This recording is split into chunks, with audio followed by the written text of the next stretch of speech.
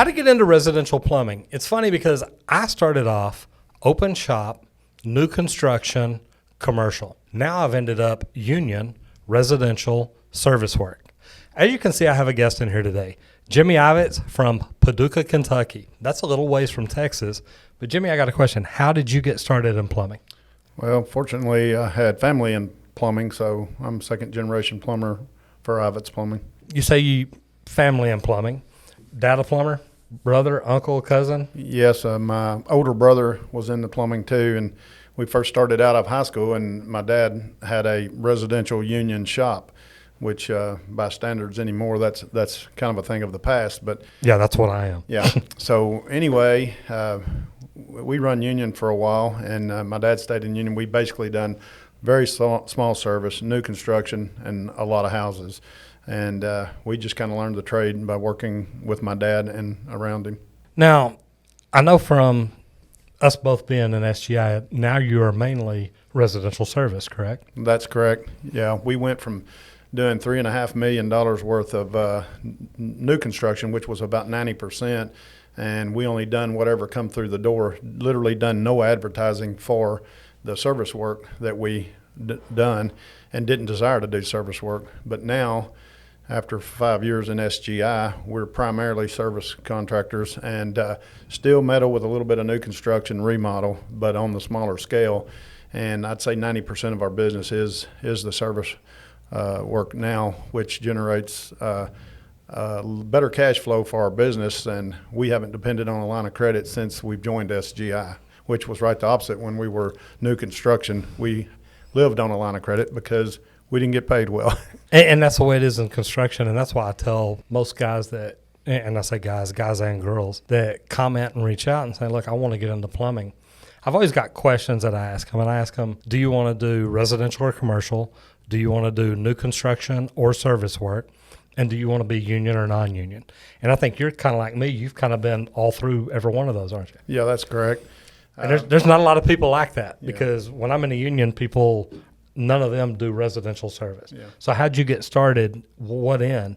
I see where you've ended up. Well, when my dad, like I said, was in, he was just a man in a truck working out of his house. And then as me and my brother got out of high school, we went to work for him. And in Kentucky, you have to work 2 years to get a journeyman's license and have 2 years hardened experience under a master licensed plumber.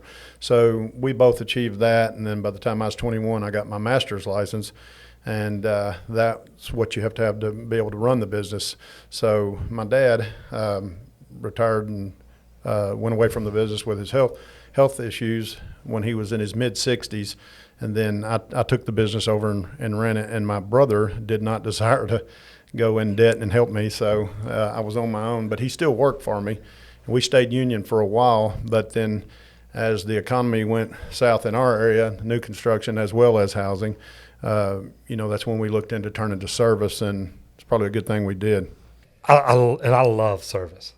And one question that I ask people whenever I'm trying to guide them and they're not sure if they want to do service or new construction, I always ask them, are you one of those people that likes to build things, or are you one of those people that likes to fix things? And I mean, really, there's a big difference in it. And some people don't understand that.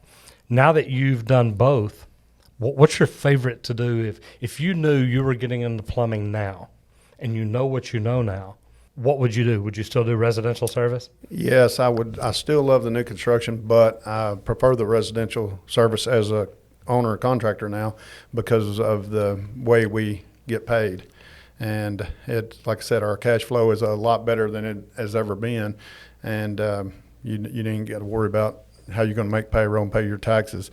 But I would highly suggest that if you could get experience in the new construction field, that's where you start, because our best well-rounded plumbers started in the residential housing market and repair work also. And that's nice, because somebody doing service work, whether it's commercial or residential, it's nice to know what's behind the walls. You know, what if I were to rough this in, and I always look at houses whenever I come up and, you know, we've got a slab leak or something like that, and I've got the cameras. We can locate everything. But it's nice to be able to walk in and say, you know what, here's how I would have roughed this in. So, the sewer line is probably here. It probably comes from this direction.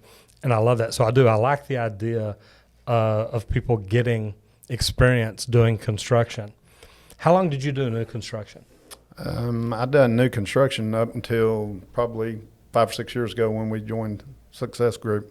How did you get trained in service work? Did you go to work for another company learning it, or did you just kind of jump in? No, we jumped in. And of course, when my dad was in business, like I said, we didn't advertise for the repair work, but it come with the trade and whatever our customers needed, and we would do whatever sewer cleaning and repair faucets and anything to do with piping, basically. So, we kind of learned it on all sides as we were working for my dad's residential company.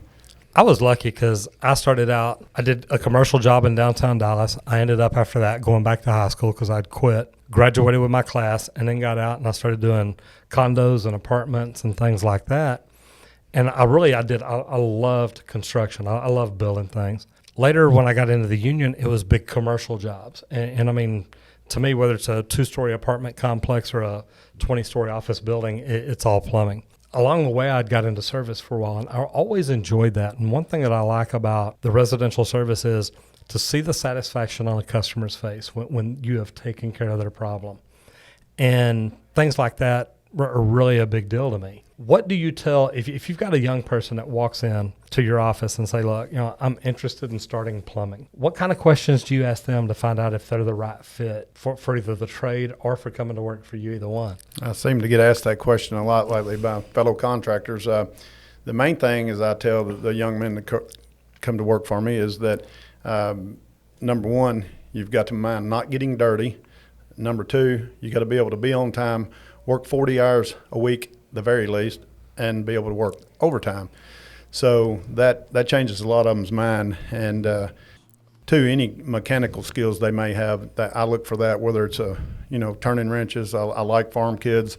They make the best plumber helpers and end up being good plumbers. So anybody that's used to turning wrenches knows how to jump start a car or truck, put gasoline in a piece of equipment versus diesel fuel. We have that problem a lot. Me too.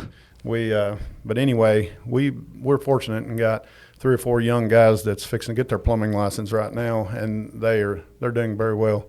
But they've worked with some good plumbers also during the 2 years they've been there. In Kentucky, do your apprentices have to go to like a certain place to test, or is it online, or how's Kentucky set up for testing? Kentucky's probably one of the hardest states that I know of. We're not on the Southern Building Code, so everything. We actually have a division of plumbing, state of Kentucky, which is totally separate from the division of building. The permits are separate, the testing's separate, and it's just a whole separate entity.